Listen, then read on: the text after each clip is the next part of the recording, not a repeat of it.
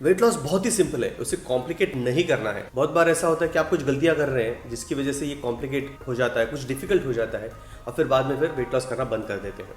ऐसा बिल्कुल नहीं होना चाहिए। अभी मैं आपको 5 पॉइंट्स बताने वाला हूँ, वो आप वो देखिए। अगर वो चीज़ें आप फॉलो कर रहे हैं तो इसका मतलब है आपका वेट लॉस नहीं होने वाला, आपको कुछ चेंज करना पड़ेगा। क्योंकि जब तक वो चेंज नहीं करेंगे तब तक आपका वो कंटिन्यूसली वेट लॉस नहीं होगा, या फिर वेट लॉस हो भी गया तो वो मेंटेन रहना बहुत ही मुश्किल हो जाता है। और याद रहे कि ये वीडियो आप अपने घर में किसी को तो शेयर कीजिए, चाहे वो मम्मी हो, पापा हो या फिर आपके बच्चे हो, उनको शेयर कीजिए ताकि वो भी मॉनिटर कर सके आपके वेट लॉस प्रोग्राम को। First, trying to find a quick fix solution, मतलब जल्दी से मेरा वेट कम हो जाए, इसके लिए जो भी आप सोल्यूशन ढूंढ रहे हैं वो ढूंढना बंद कीजिए। ऐसा कोई भी सोल्यूशन नहीं है। क्यों? अगर आपको वेट गेन के लिए, से फॉर एग्जाम्पल आपका वजन 50 केजीज था और अभी वो 70 हो गया है, मतलब 20 किलो वेट गेन हो गया है, तो आपको याद करना है कि आपका 50 केजीज वेट कब था। तो कम से कम आपको 1 साल, 2 साल, 5 साल, 10 साल तो लगे होंगे वेट गेन के लिए। उतना टाइम अगर आपको लगा है वेट गेन के लिए, तो क्या लगता है आपको सिर्फ 2 या 3 महीने में ये वेट लॉस हो जाएगा?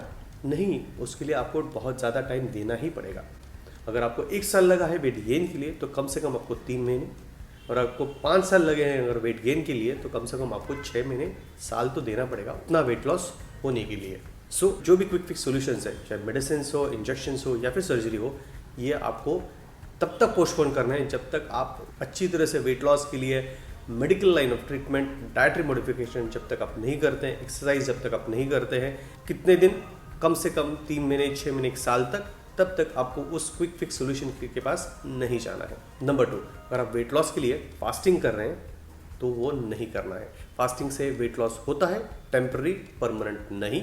हमें ज़रूरत है एनर्जी की, हमें मैक्रोन्यूट्रिएंट्स, माइक्रोन्यूट्रिएंट्स सब चाहिए। हमें कार्बोहाइड्रेट चाहिए, प्रोटीन चाहिए, फैट चाहिए, विटामिन चाहिए, मिनरल चाहिए, फाइबर चाहिए। ये सब चीज़ें हमें ज़रूरत है, आपके शरीर को उसकी ज़रूरत है, आपको लेना है। हम खाना नहीं खाएंगे तो क्या खाएंगे? इसलिए फास्टिंग बिल्कुल नहीं करना है। अच्छी तरह से बैलेंस डाइट खाना है जिसमें सब चीज़ें होनी चाहिए। उसमें सीरियल्स होना चाहिए, मतलब चपाती हो, चावल हो, ये होना चाहिए, दाल होनी चाहिए, सब्जियां होनी चाहिए, सलाद होना चाहिए, फ्रूट, मिल्क, एग्स, नॉनवेज, ये सब चीज़ें आपको खानी है।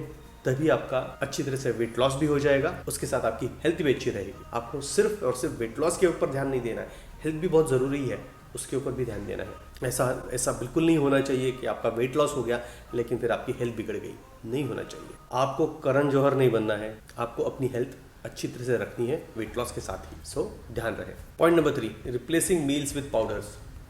एक टाइम का खाना बंद कर दिया, ब्रेकफास्ट या डिनर बंद कर दिया और वो पाउडर ले लिया। आज समझ रहे हैं मैं किसकी बात कर रहा हूँ?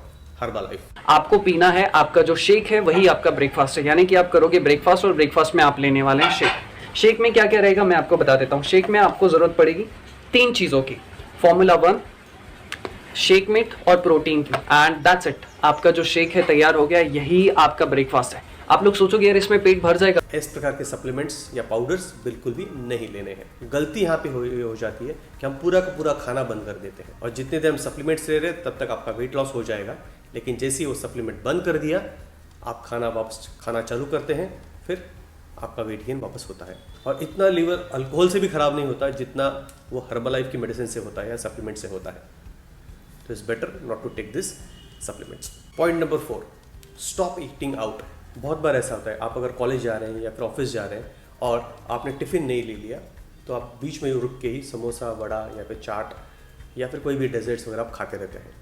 तो ये गलत है, ये नहीं करना है। घर का खाना खाइए, टिफ़िन लेके जाइए, फ्रूट्स लेके जाइए, वो खाइए। सिंपल है घर का खाना, हाइजीनिक होता है, हेल्दी होता है, वो खाइए। आपको क्या करना है, इस वीडियो को फैमिली में शेयर कीजिए और उनको बताइए कि घर का खाना ही इम्पॉर्टेंट है, इसलिए घर में खाना बनाइए।